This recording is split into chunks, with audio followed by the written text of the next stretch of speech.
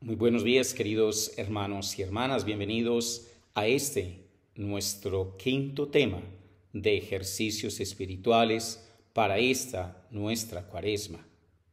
Y para esta ocasión quisiera que meditáramos sobre la humildad como la fuente de la alegría.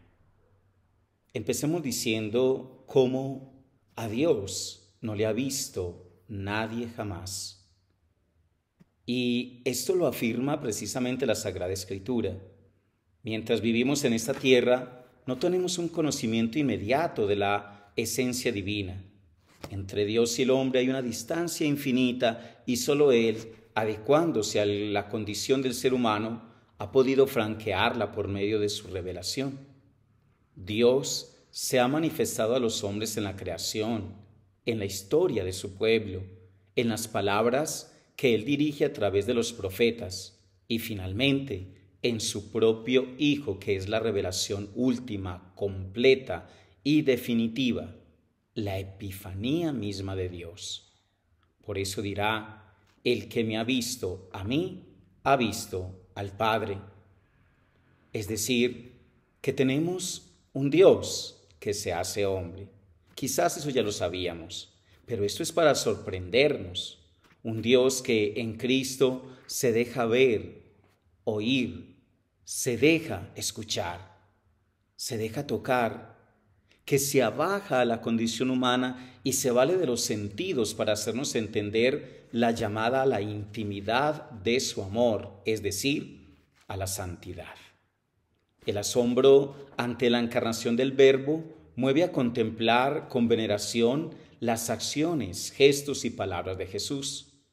Y cuando así se hace, se descubre que todo en la vida de Cristo, desde su nacimiento hasta la muerte en cruz, está empapado de humildad. Pues dice la palabra que Él, siendo de condición divina, no consideró como presa codiciable el ser igual a Dios, sino que se anonadó a sí mismo, tomando la forma de siervo, hecho semejante a los hombres, y mostrándose igual que los demás hombres, se humilló a sí mismo, haciéndose obediente hasta la muerte y muerte de cruz. Por eso, la humildad es morada de la caridad. El mensaje del amor de Dios nos ha llegado a través del abajamiento del Hijo.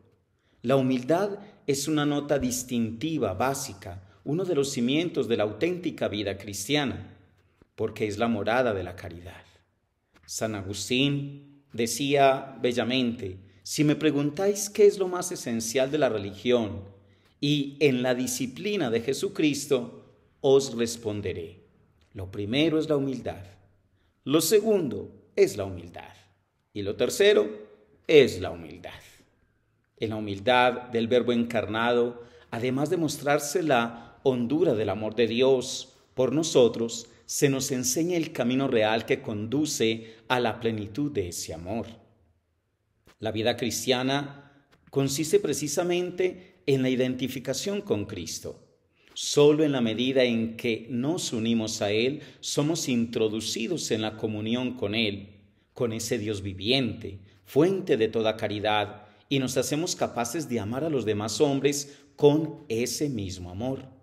Ser humilde como lo fue Cristo significa servir a todos, muriendo al hombre viejo, a las tendencias que el pecado original desordenó en nuestra naturaleza. Por eso el cristiano entiende que las humillaciones llevadas por amor son sabrosas y dulces, son una bendición de Dios. Quien así la recibe se abre a toda la riqueza de la vida sobrenatural y puede exclamar con San Pablo, perdí todas las cosas y las considero basura con tal de ganar a Cristo y vivir en Él. ¿Cuáles son esas causas de desasosiego?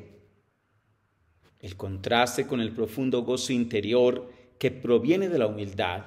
La soberbia no produce sino inquietud e insatisfacción. He ahí una primera causa. La soberbia que lleva a orientar las cosas hacia el propio yo, y analizar cuánto sucede desde una perspectiva exclusivamente subjetiva. Si una cosa agrada o no, si supone una ventaja o requiere un esfuerzo, y no considera si se trata de algo bueno en sí mismo o para los demás. Ese egocentrismo lleva a juzgar que los otros actúan y piensan según las categorías que uno tiene, y a moverse con la pretensión más o menos explícita de que deben comportarse como se desea.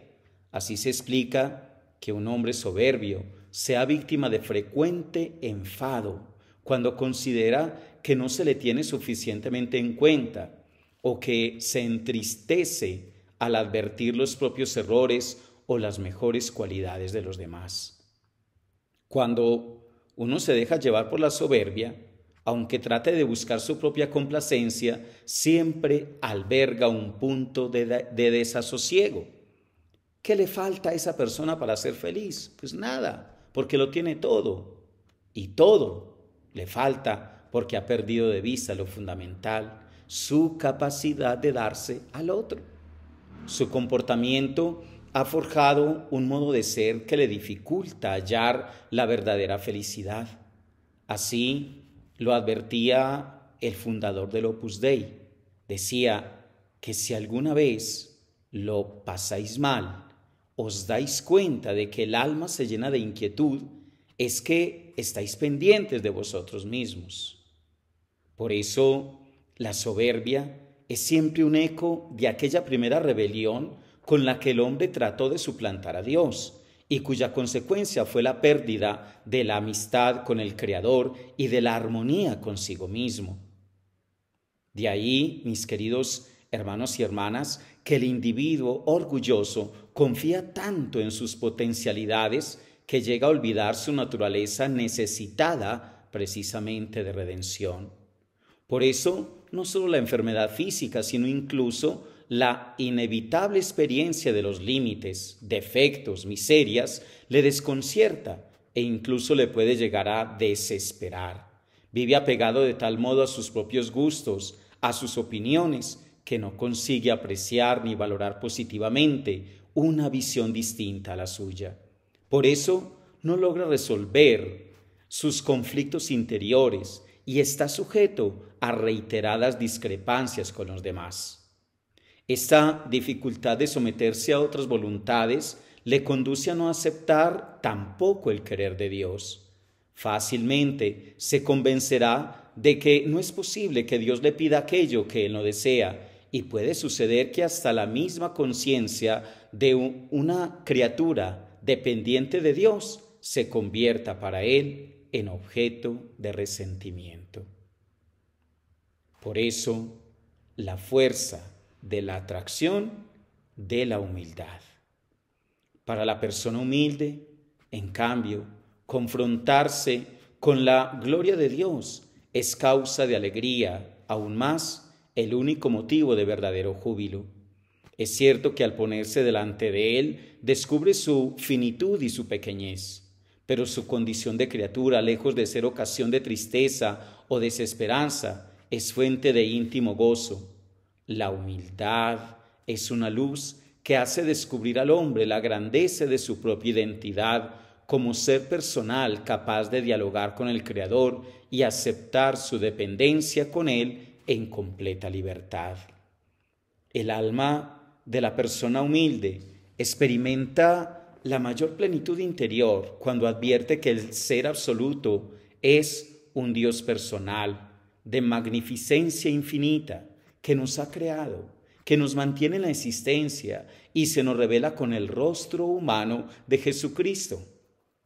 Conocer la generosidad divina, su condescendencia para con sus criaturas, lleva a quien es humilde a disfrutar contemplando la belleza de las cosas creadas, en la que descubre un reflejo del amor de Dios y le mueve al deseo de compartir con los demás ese permanente deslumbramiento. En las reacciones del soberbio y del humilde son también muy distintas ante la llamada de Dios. El soberbio se esconde en una actitud falsa, llamada la falsa modestia. alegando que tiene pocos méritos, porque no desea renunciar al mundo que ha construido para sí. La persona humilde, en cambio, no se detiene a juzgar si es demasiado poco o poca cosa para alcanzar la santidad. Le basta percibir la invitación a entrar en comunión con Dios para aceptarla con alegría, por mucho que le desconcierte. Quienes, como es el caso de los santos, luchan por ser verdaderamente humildes, adquieren una personalidad que atrae a los demás. Con su comportamiento habitual consiguen crear en torno a sí un remanso de paz y de alegría, porque reconocen el valor de los otros, los aprecian verdaderamente y por eso en su conversación, en la vida de la familia o en el trato con los demás o amigos, saben comprender y disculpar. Les mueve el interés de ayudar y convivir con todos. Son capaces de reconocer lo que deben a quienes les rodean, sin pretender ni reclamar derechos. A su lado, en definitiva, el Papa del amor de Dios que anima sus vidas. Uno se encuentra en confianza, no se siente juzgado, se siente querido. Por eso debemos recomenzar a aprender a ser humildes. Con frecuencia, la causa del agobio o del pesimismo que a veces nos invade no está en la pequeñez humana o en el esfuerzo que debemos realizar ante una determinada tarea, sino en ver las cosas con una perspectiva demasiado centrada en el yo. ¿Por qué nos entristecemos los hombres?, preguntaba un santo. Porque la vida en la tierra no se desarrolla como nosotros personalmente lo esperábamos, porque surgen obstáculos que impiden o dificultan seguir adelante en la satisfacción de lo que pretendemos. Se puede probar cierta sensación de tristeza ante las dificultades propias o ajenas, ante algunos defectos que se perciben con más rigor que en el pasado o que se creían superados ante la imposibilidad de alcanzar objetivos profesionales o apostólicos, perseguidos con ilusión y esfuerzo durante mucho tiempo. También se puede experimentar la rebeldía de no querer aceptar algunos acontecimientos o circunstancias que encontrarían y que hacen sufrir. Siempre, pero especialmente en tales momentos, resulta necesario, como aconsejaba un gran sacerdote en una de sus cartas, recomenzar a aprender a ser humildes, pidiendo al Señor la humildad, su humildad, y acudiendo a la Virgen para que nos enseñe a cada uno de nosotros y nos dé esa fuerza. Este es el sentido de las palabras del Señor cuando dice: vengan a mí, todos los que están fatigados, agobiados, yo los aliviaré. Llevad mi yugo sobre ustedes y aprended de mí, que soy manso y humilde de corazón, y encontraréis descanso para vuestras almas, porque mi yugo es suave y mi carga es ligera. Por eso, cada día el alma enamorada aprende a ser humilde en la oración. Y ahí está la clave, mis queridos hermanos.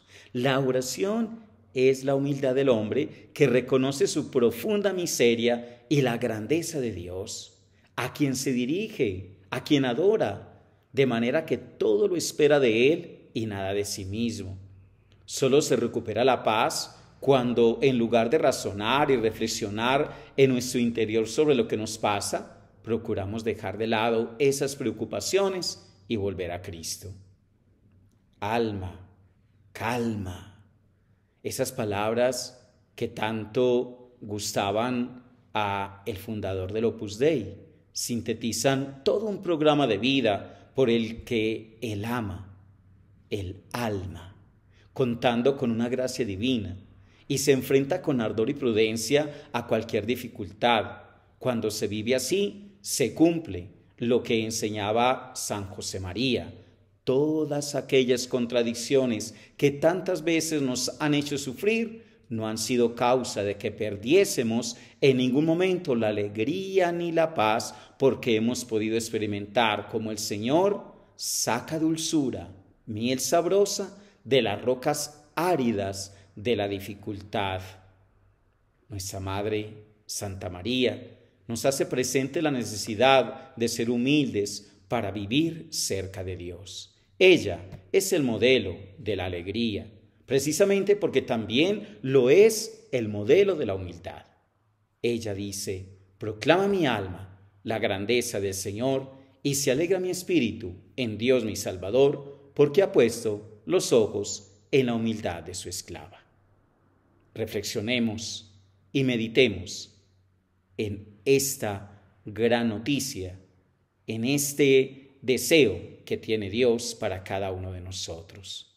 La humildad, ante todo, como fuente de la mayor alegría.